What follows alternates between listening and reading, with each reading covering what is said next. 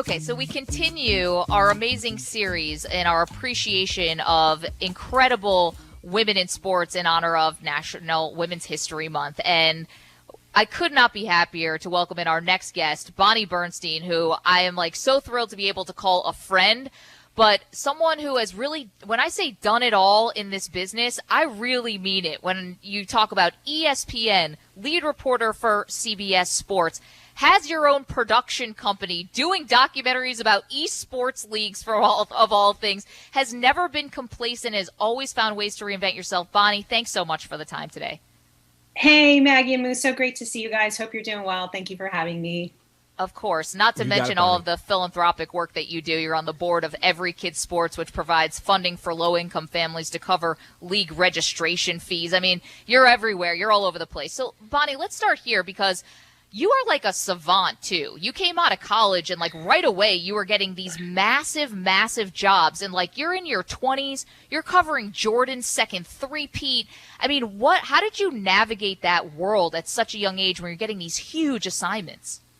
Well, it's funny you say that. To back up, I worked in a tiny startup country radio station, which was market 160 in Delaware, and a small TV station in Maryland, and went to Reno before I got to ESPN. But Maggie, your point is a really interesting one and something I've had a lot of conversations about over the years. I was fortunate enough to get hired by ESPN when I was 24, just before my 25th birthday.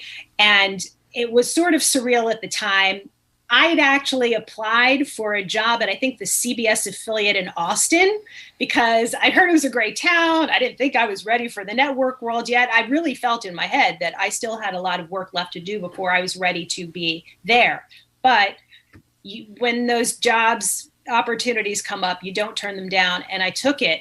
When I reflect back on trying to navigate that world as a 24, 25-year-old, what I find myself constantly reflecting on is that you can have all of the talent in the world, but there is no substitute for life experience. And you don't have it when you're 25 years old. And so to think about how I was handling challenging situations, working on deadline, working with others as a team, how I did it then and how I do it now are two completely different things. On the flip side of that, you do the best you can do with what you have at the time. And so it's easy for us to all look back and say, oh, I wish I could have done things differently. You can't, because everything in our life happens for a reason. And if you make the conscious decision to learn and grow from every experience, you can't ask for anything else from yourself. Yeah, Bonnie, is that for young women breaking into broadcasting right now, is that the biggest bit of advice that you would have for, 23, 24, 25, fresh out of college, the experience that you need, or what would be the advice from everything that you've gone through in your career? Well, two things, Moose. We're in a much better position. Young people are in a much better position now, I think, than we were back then, because with social media, with kids' abilities to code and design their own platforms, build their own platforms, you have the ability to start developing your brand before you are ever applying for a real job. And so I always encourage kids when they reach out to me, what can I be doing? What can I be doing to prepare? Start putting yourself out there. Start showing people through your social media channels that you are smart, that you are ambitious, that you have an opinion, that you are good on camera, that you know how to tell stories. Whatever it is that you want to do, you can start crafting your narrative now. You can start crafting your narrative in high school or in college. But once you're in that position and once you are a working professional, I cannot recommend strongly enough that you surround yourself with people who will enlighten you, who will educate you, and will prop you up and support you. Mentorship is so important, and it works both ways, right? There are a lot of young women I love mentoring, but they came to me. And I would encourage anybody to take the initiative, identify people who you appreciate, their careers, want to be able to emulate, whether it's within the building for where you're working or, somebody on a bigger scale. We only have so many minutes in the day, right? But, right. It's the mentorship piece is so important because I didn't have that. And if I was able to impart wisdom, if I had somebody who was able to impart wisdom on me the way I like to do now, there might be some things you do differently. You never know.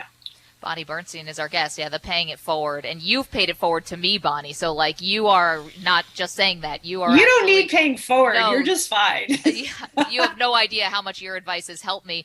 And, I'm just curious, like, when you were, whether it was first starting out or when you were having these huge jobs, covering Super Bowls, covering college football championship game, everything you've done, Final Fours, which we're going to be coming up here at the Sweet 16 is this weekend. Was it more difficult to cultivate the relationships with the coaches and players and sort of get those relationships that you need to have if you're going to be a reporter? Was it harder to win them over, or your own colleagues where you are the only woman in the room in most cases? Like, where was the toughest challenge? Honestly, I don't even know that I ever focused on it.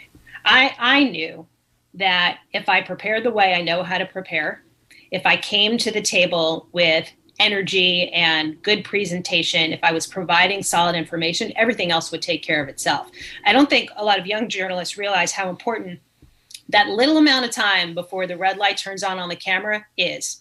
Because even if that's 30 seconds, even if it's a minute, that's your opportunity to be face to face with an athlete, with a coach, a GM, an owner, whatever, to establish that you've done your homework, that you took the extra steps, and that you know what you're talking about. The ability to level set in that short period of time is really impactful, because especially when you're interviewing somebody for the first time, they don't know what to expect from you. You don't know what to expect from them. You take the reins, you establish the tone, and it's amazing how things can change. You can just see it in their eyes when they recognize, wow, she knows what she's talking about, and how that will ultimately impact the quality of the interview. On the colleague side, it is what it is. We have a sisterhood. I love our sisterhood. We support each other. At the end of the day, we're all smart enough to realize if we're good at what we do, there's enough work for all of us. You're always going to have your haters. You're always going to have your supporters. And even though, yes, we naturally all want to be loved, we have to be realistic about those expectations. So it's not something I think about a ton. Bonnie, is this, getting into broadcasting, is it something you always wanted to do? No, I wanted to be a writer for Sports Illustrated. So true story. I was, 12 or 13 years old. We grew up Mets fans. You can send your apologies. I will take them all. And we would go to a couple games at Shea. And so this was before, this is not at all any sort of reflection on my parents' parenting skills. I would run away. Like, we would get to our seats. I would run away. I'd tell them I was going to the bathroom. I'd go explore. And I found the Diamond Club, and, which is the restaurant and then the entryway into the press box. And I'm like 13. So I walk in, I see the 1969 World Series trophy in all its glory. I see security guard at the back. I walk up, my little 13-year-old self. I'm like, hi, what are you guarding? And he said, the press box. I said, what's a press box? So he takes me into the press box and sits me down in the seat where whoever was covering the Mets game that day for SI was sitting. And I watched the Mets take BP, and I'm sitting in the seat, and I'm like, holy cow, I know what it is that I want to do for the rest of my life. So I wanted to write for Sports Illustrated. It wasn't until I got to the University of Maryland and started talking to students, and they talked about this amazing teacher, Chet Rhodes, who was overseeing all the broadcast curricula. They said, you have to take Chet's class. And I took it. And that's when I fell in love with broadcasting and the video piece of storytelling. So it wasn't the initial intent, but it turned out okay, I guess. Turned out great. I think it turned out well. Bonnie Bernstein, the legend, is our guest. Okay, so I mentioned you've never been satisfied, though, or complacent with just doing one thing or another. Obviously, your TV career, your radio career, but also having a production company. And you did this amazing docuseries, and it was award-winning, about an esports, like the college side of esports. And I'm just curious. It's called Good Game. And I'm just really curious, like, how long is it before Moose and I are leading a show talking about esports as opposed to talking about, like, the Mets or the Jets or something? Well, I don't know. Do you ever talk about Madden or NBA 2K? I mean, it's all the players are playing. And we know so many of your listeners, particularly younger listeners, are doing it anyway. And I think it's more than anything that when you think about establishing a business, one of the keys to having a successful business is being able to understand a void in the marketplace. And I had seen how quickly esports was exploding, even more so globally, in China and Korea and South America than it was here. And ESPN was starting to dabble in the space, but there wasn't really, it was more event-based and there was no storytelling. And so I came up with the idea as I started to learn more about esports and how many parallels you can draw between esports gamers and athletes in terms of, how essential teamwork is and coachability. And you're going to laugh, but they have strength and conditioning coaches and nutritionists, and hydration is extraordinarily important for peak performance, and all these things that I said, why don't we try doing a Hard Knocks for esports? And it took a while to buy into the concept because nothing like that had been done before. But ultimately, it did sort of create this link between traditional sports and esports, and it was something that was very well received. So it was really just a matter of understanding where there was an opportunity and seeing how I might be able to fit myself in there to exploit it. Bonnie, besides like esports, that's fantastic and it was great. Where do you think this is all going? Social media, you mentioned about young people building platforms, building their brand before they even apply for a job. Where do you think we're all going here? Radio, TV, digital?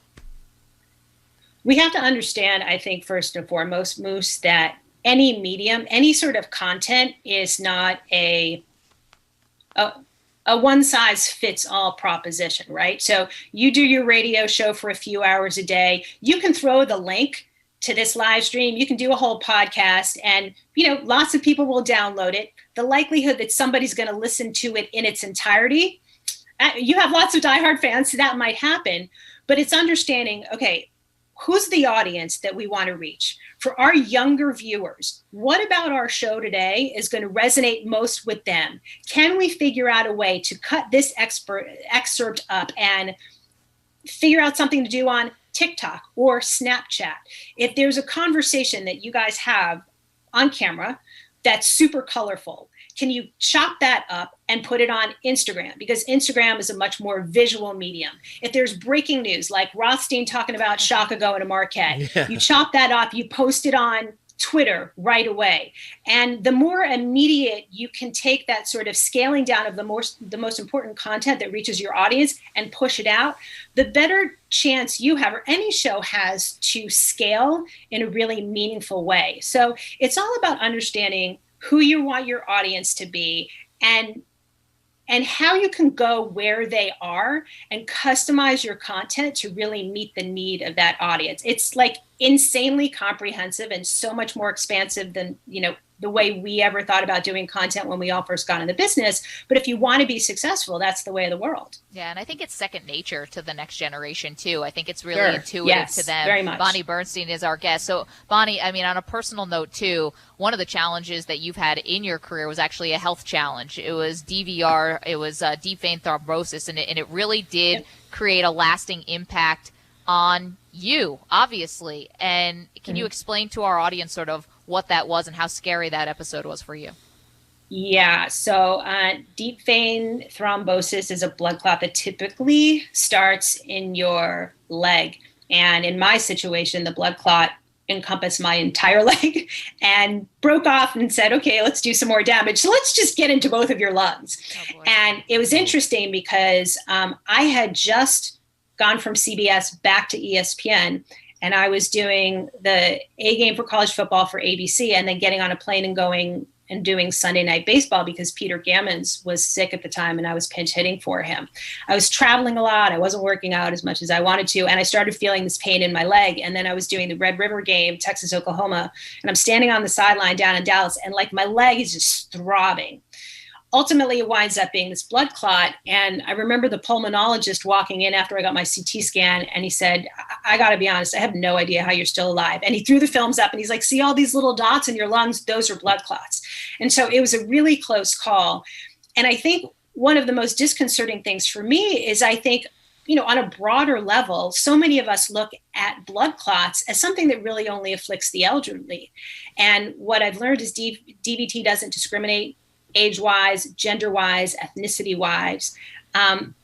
But by and large, it's preventable. So as I learned more about the condition, I started becoming a patient advocate. And it just so happens that March is DVT Awareness Month, so thank you for allowing me to talk about it. But if you understand the risks and the signs and the symptoms, and you can do a very simple risk assessment test. For the most part, you can keep yourself out of danger. It actually kills more people than breast cancer, a lot of the diseases that are so front and center in our social consciousness.